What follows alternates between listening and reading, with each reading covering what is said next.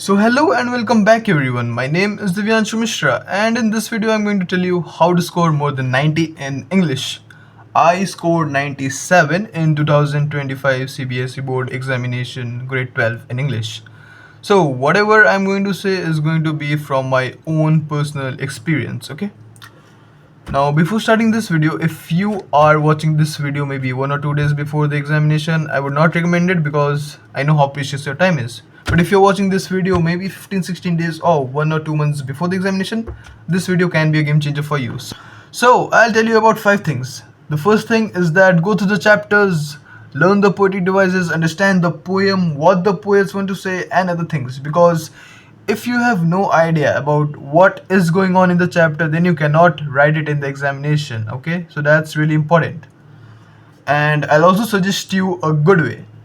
10 to 20 minutes before sleeping, just go through the chapters and do this every day. Okay, the thing is, when you are doing the same thing again and again, your brain will ultimately remember it, right? So in this way you will remember what the content is about and also what the poets want to express in the poem, right? Moving on to the second point, if some of y'all are facing issues with completing the question paper in time, increase your writing speed because it's a terrible situation when you come out of the examination and say that I was not able to complete the question paper in time.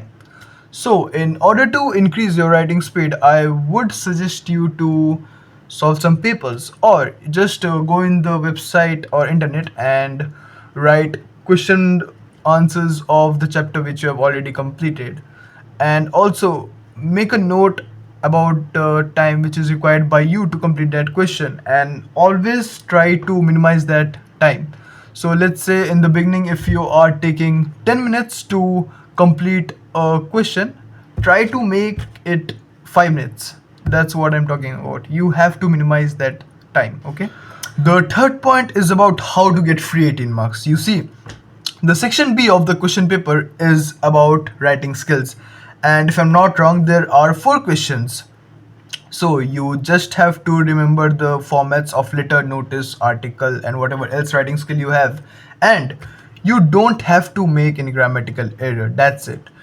You see, writing the contents of the writing skill question is not very hard. If you just give it some time practicing the questions, you can do it easily. The fourth point is about practice. Without sufficient practice, you cannot score more than 90. The thing is, you will not be able to understand where you currently are.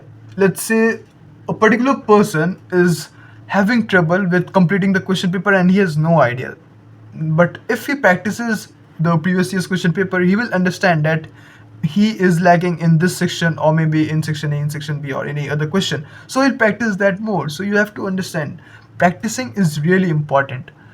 And I would suggest you to solve at least 5 previous year's question paper. Yeah. The last part is about time management, which is really crucial. Even if you know everything, if you're not able to complete the question paper in time, it will all be useless. So what I want you to do is that you allocate different amount of time to this particular section or this particular question. So you have just figured it out that I will not give more than 10 or 5 minutes to this particular question or this section.